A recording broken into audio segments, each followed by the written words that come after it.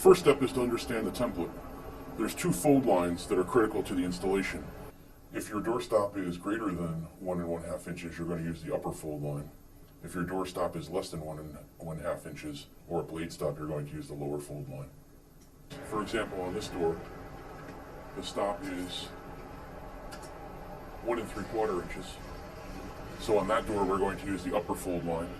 And on this door, the stop is only a blade stop, which is only 1/4 inch thick.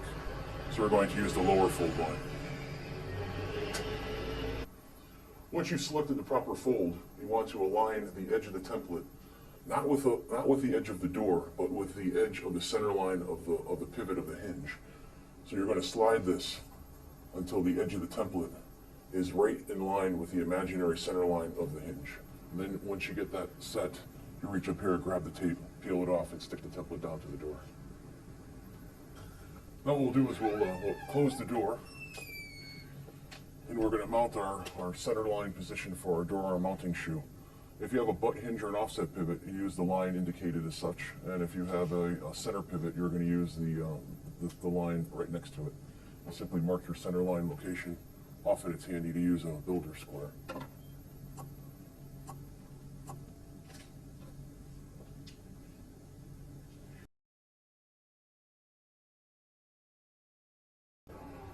This door is hung using an offset pivot as opposed to a butt hinge.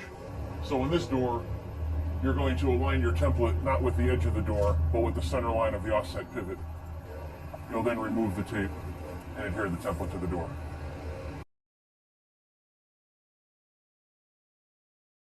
What we want to do is mark the locations for the riv nuts to mount this mounting plate up on the door. The upper location in solid is for narrow style aluminum doors. The lower location that's dotted is for medium style, wide style, or wood doors. 6 locations are provided. We only need to use 4 of the 6. So we want to select 4 locations minimum to mount this plate to the door. When selecting your mounting locations, make sure that the location is not going to interfere with your glass stop or rail. Once you've selected your 4 mounting locations, simply use a center punch and a hammer to mark the location.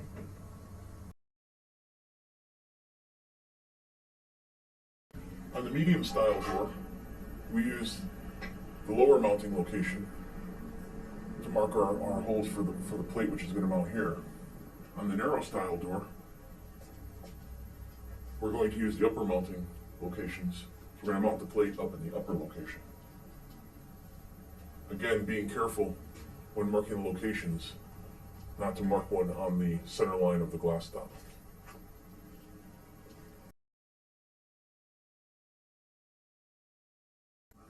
This is the door arm mounting shoe.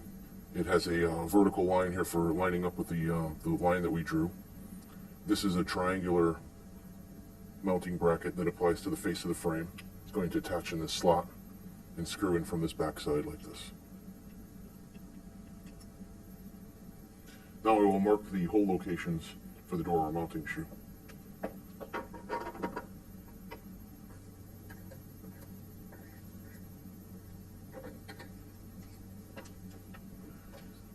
The triangular support bracket mounted in this location covers most of your application, but there is some variation. But depending upon your frame conditions, the support bracket can mount here, here, or here. Our goal is to get as many mounting holes into the frame as possible. In all cases, this edge must be between 5/8 and 1 1/2 inches away from the face of the door when it's installed. So if I put this bracket up here like this, and I measure, I can be up as close as 5/8 and as far away as 1 1/2. So no less than 5/8, no more than 1 1/2. 5/8, 1 1/2. After you've got your mounting hole locations marked, you're going to drill 25/64 drill bit, starting with a small bit, working your way up to a larger bit. It's going to put it up here, drill your holes. Using your riv nut installation tool, you're going to install the appropriate riv nuts into both the door and the frame. We'll now install the operator mounting bracket to the door using the 1/4 20 cap screws, the washer, and a 3/16 Hex wrench. Loctite has already been provided on every screw, so there's no need to re-Loctite.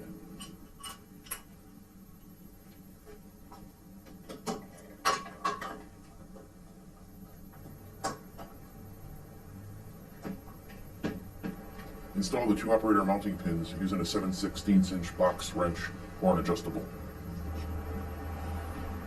Medium style doors use the upper mounting pins. Narrow style doors use the lower mounting pins.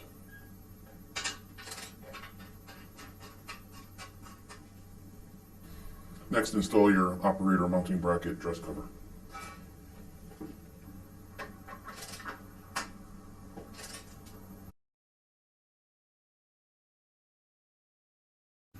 In this example, the door arm mounting bracket was mounting on the stop itself. But in this application, we have a blade stop. There's not enough thickness for us to mount it to the stop, so we're actually mounting it on the frame. And the trick is that this bracket has to be between this 5/8 line that I've drawn here and this 1.5 inch line here. So this bracket must be between these 2 locations here. So the only time we eliminate this triangular support bracket, which would normally be used here, there's some cases where this dimension is so long that there is no place to put this.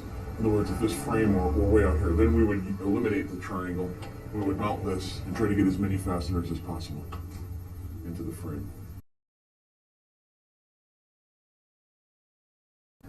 Using the cap screws provided, we're now going to install the door arm mounting bracket using the 3/16" hex wrench.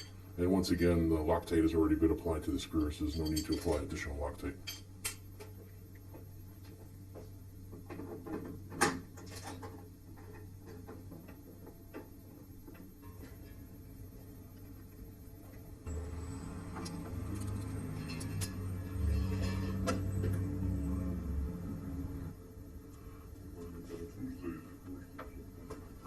Next, we're going to install the door arm mounting shoe using the hex wrench provided 3/16.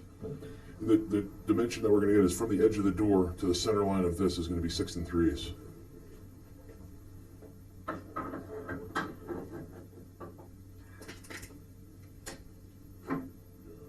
From the face of the door to the center line of this screw, we want a dimension of 6 3/8.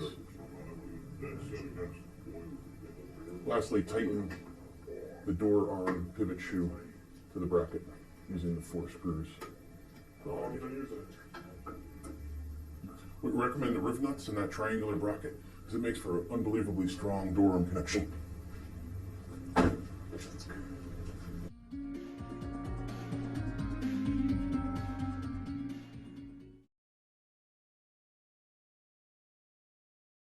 In this step, we're going to connect the door opener to the door opener mounting bracket. We have 2 screws provided. They already contain a Loctite patch. We'll drop these into the 2 holes. I'm going to use the 3/16 hex wrench. And we just connect it up like this.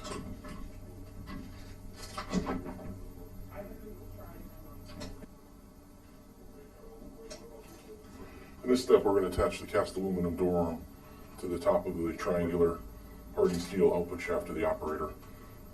It's important in the way we tighten down these bolts, which I'll show you next.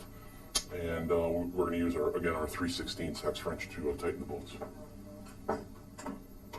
Just slide that down on top of the shaft. This door arm goes all the way up against the face of the door. And I'll tighten these screws in a circular pattern, quarter turn at a time, until they're fully tight. And it's important that these screws are very, very tight, as tight as you can get them with your wrench. All we like to do is we like to connect the door arm to the door arm mounting shoe. So pull the door closed. I want to make sure that these 2 holes line up using this bolt. We like to add just a little bit of tension to pull away from the door just a little bit when these holes line up. And to do that, we're going to actually rotate this in or out. I can make the door arm longer, or I could rotate this part in and make the door arm shorter. So we have just a little bit of preload right here. And we're going to go ahead and insert the screw. pull this away just a little bit so we get threaded. And we're going to use our 3/16 wrench and attach this bolt.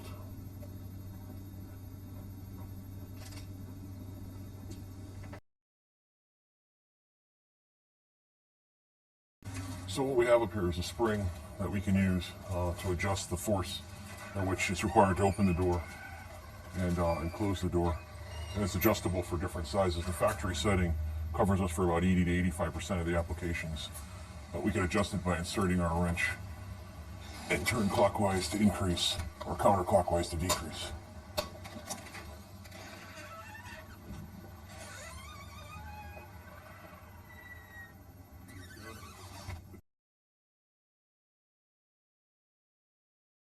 It's an installation tip. The door arm is adjustable at this end link. We could increase or decrease the length of the arm, which enables us to control the preload that's on the door. And additionally, this device operates as a shock-absorbing door arm. So what we have, and when we're all the way out at the end of the travel, you'll be able to see the spring that's captured within the end of the device. Well, it appears this threaded portion and this cast aluminum portion are the same piece. They're actually two separate pieces that are broken right on this line. So when the door goes all the way out to its end position, 95, 93 degrees, however it's set, this will actually move back and forth against that spring to absorb the impact or the load as the door comes fully open.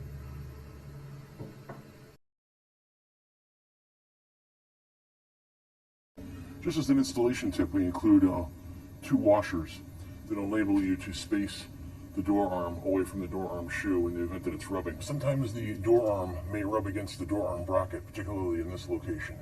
So we provide these 2 washers. You can use either 1 or 2 to be placed on top of the screw before the connection is made, which will give you just a little bit of space to prevent the 2 components from rubbing together. So included with the ADA Easy unit are 2 wireless push-button transmitters, radio frequency transmitters, and the hardware pack that can mount the button to either hollow metal, aluminum, wood, or sheetrock. And it includes the key that enables us to disassemble them. Basically, it's a blind hole through the face. You'll insert the key. You'll rotate the screw that's hidden behind there, which will allow this plate to come off, revealing our circuit board. The code says that the push button should be within 12 feet of the door. These buttons will work up to 85 feet away from the door.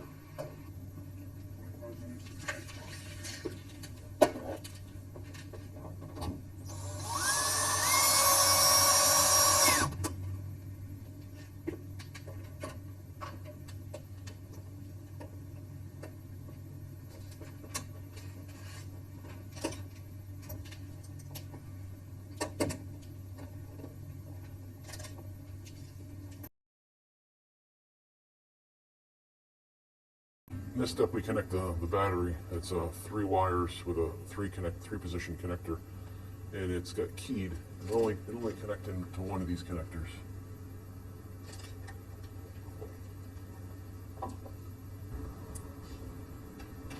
I'll pull this wire downward, and you'll make this connection. I'll go right there, just like that. Okay, programming the ADA Easy unit is easy. What we're going to do is we're going to press the select button and the enter button at the same time. We're going to hold it for 3 seconds. We're going to get a visual indication to tell us that the unit's in programming mode. In the first position, closed position, is going to illuminate red, telling us that there's no value stored for closed position yet. Then we're going to walk through, we're going to go to the open position and the auto setup position. So I'll demonstrate. We're going to press the select and enter push buttons at the same time and hold them for 2 seconds. We're going to get a visual indication to tell us that the unit is entered programming mode. With the door closed, we're going to press enter to store the value for closed position. We're then going to open the door fully.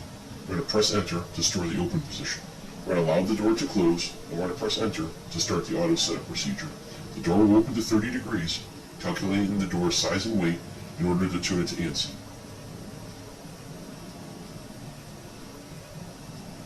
We are then going to press and hold the enter button to exit the programming mode.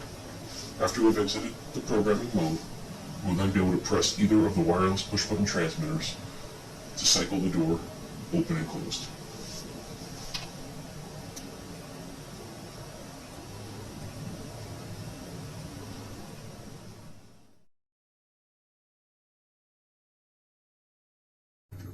And go ahead. We'll clean our glass before applying our stickers. Yeah, it's only coming, everyone's coming slowly. But I have to send out the email for tomorrow, so Yeah. We have 3 stickers that we're going to apply. Automatic caution door, activate switch to operate, and a daily safety check. These 2 go on the glass, and when they're peeled back, they reveal the opposite side, so we can put it, it'll shine right through the glass for us. What we're going to do is put these 50 inches high, plus or minus 1 foot. We'll pick out our spot on the glass.